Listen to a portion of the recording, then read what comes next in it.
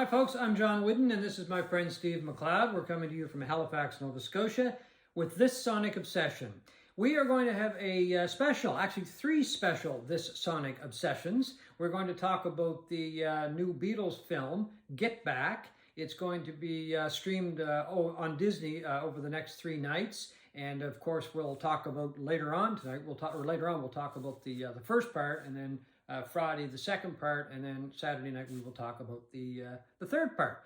It's about 8 hours, more than 8 hours of film that Peter Jackson has put together from more than 50 hours of film that he got out of a vault, and which has been sitting there gathering dust for many, many years since the original film, Let It Be, came out.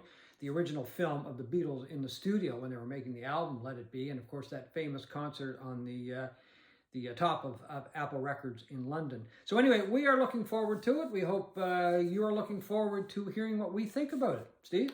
Yeah, so we're going to sit down right now and watch the first episode. It's 2 hours and 36 minutes long. We will be back. It will just fly like that from your perspective, and we will let you know what we think about it. So stay tuned. Okay, thank you.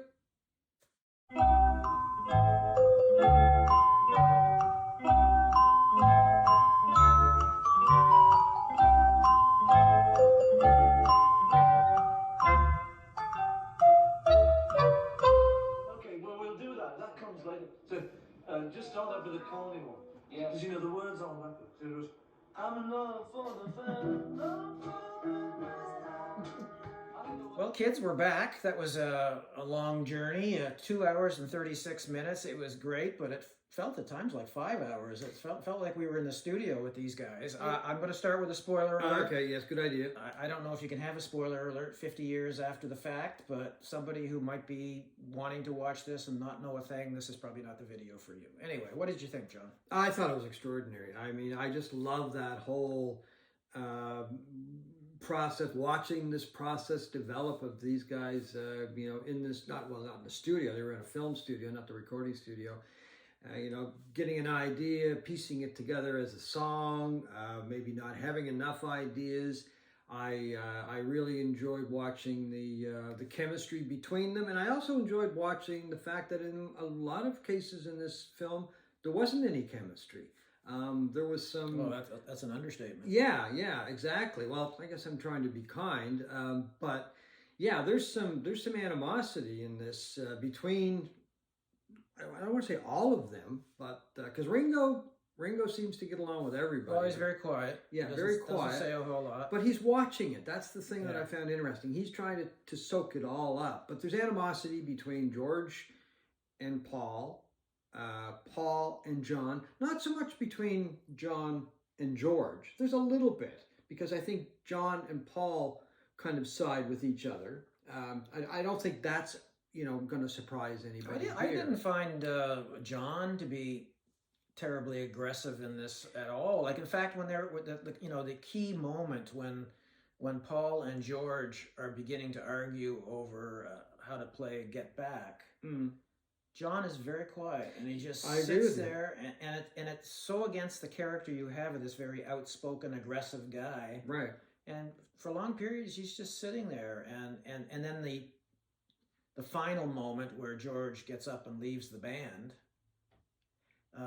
John doesn't say anything either. Yeah, I'm the same as you. I was really surprised, because I always, considered John to be one of these people that wasn't shy, would always say what he thought was on his mind, and didn't hold back. And totally agree with you. In this first part of this film, he is very I don't know, he's just very laid back. He's kind of just... honestly, John, I think he was stoned.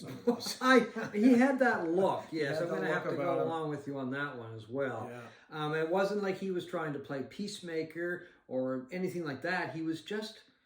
And I don't want to say he was aloof, because he was there. And then when they were doing old rock and roll songs, he was right there. He was, gung-ho to do that kind of thing.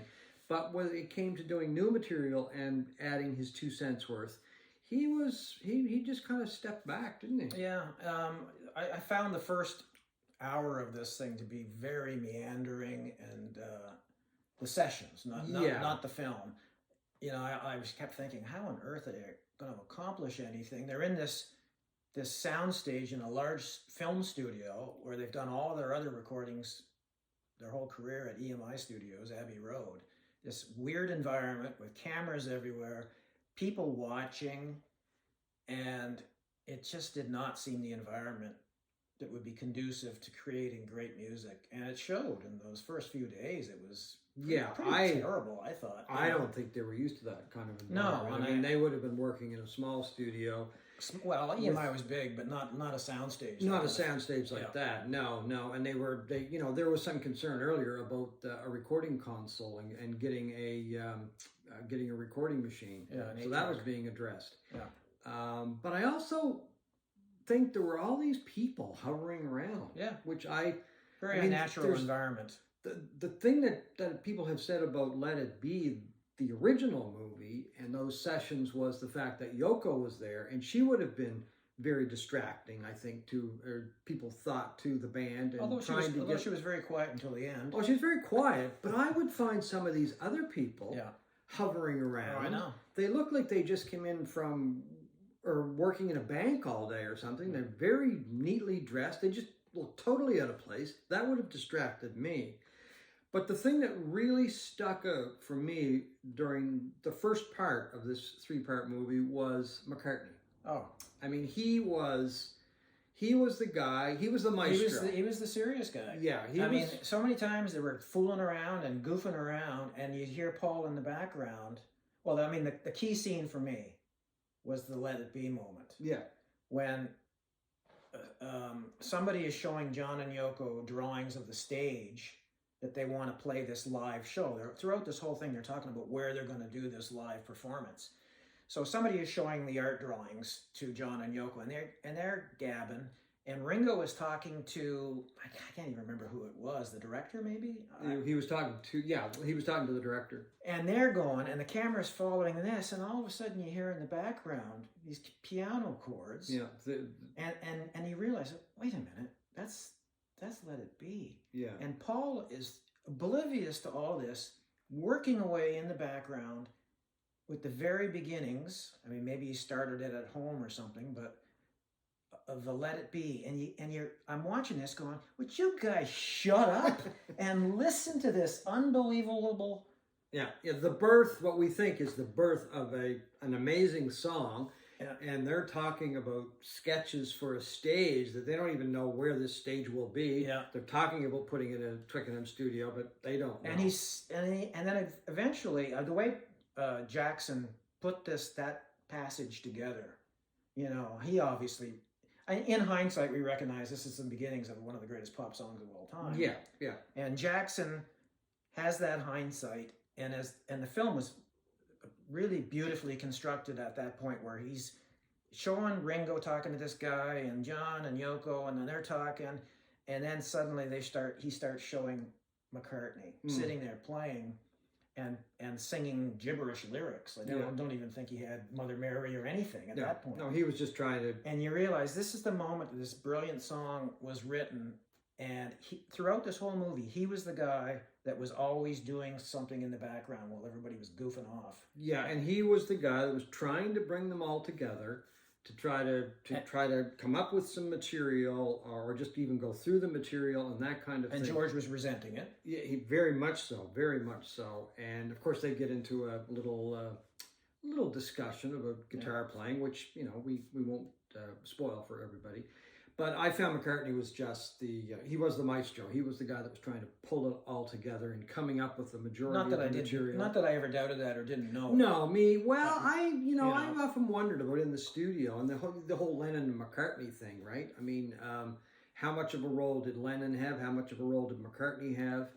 The one thing that I did find missing, and I think might be the reason why there was a lot of weird feelings in this studio, was the fact that they didn't have George Martin. He was there. He was in a few scenes. He was a presence, but not really a vocal presence. But he wasn't producing. And even Glenn Johns was very quiet. I mean, I don't know why they had a producer there, really, because they seemed to be doing it all themselves. Well, Lennon had said, we want to do this all by ourselves, and he had told George Martin, we don't want your rubbish, which, as I've said before, was a huge insult.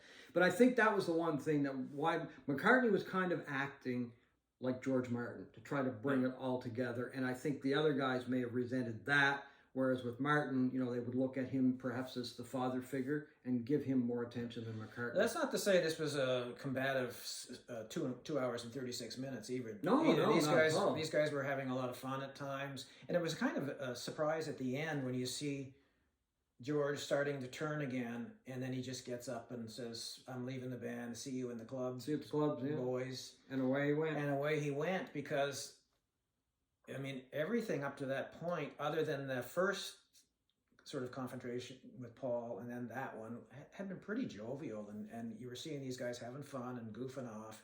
There might have been a little too much goofing off for my liking, but Yeah, they were having a lot of fun. That Yeah. surprised me because, you know, in the original movie, there weren't a lot of these scenes, but in the original movie was a lot shorter, and there was some joviality. They were having some fun, but in this film, they were having a lot of fun. Yeah. In many cases, but they just weren't gelling as a group as far as that goes. Yeah. Now that, of course, is only part one. Yes. 2 more parts to go. Yeah, so we left it with George leaving the band and them trying to go and convince him to come back, and it doesn't work. But I don't know. I have a feeling it sort of works out in the end. I think it's don't going to know. work. I think it's going to work. I hate to. We don't want to speculate as to what's No. going to happen. Anyway, that's the first part of our review of the first chapter of Peter Jackson's tremendous documentary, Get Back. We'll be back shortly with the next one, I guess. Thanks for See watching. you later. Bye-bye.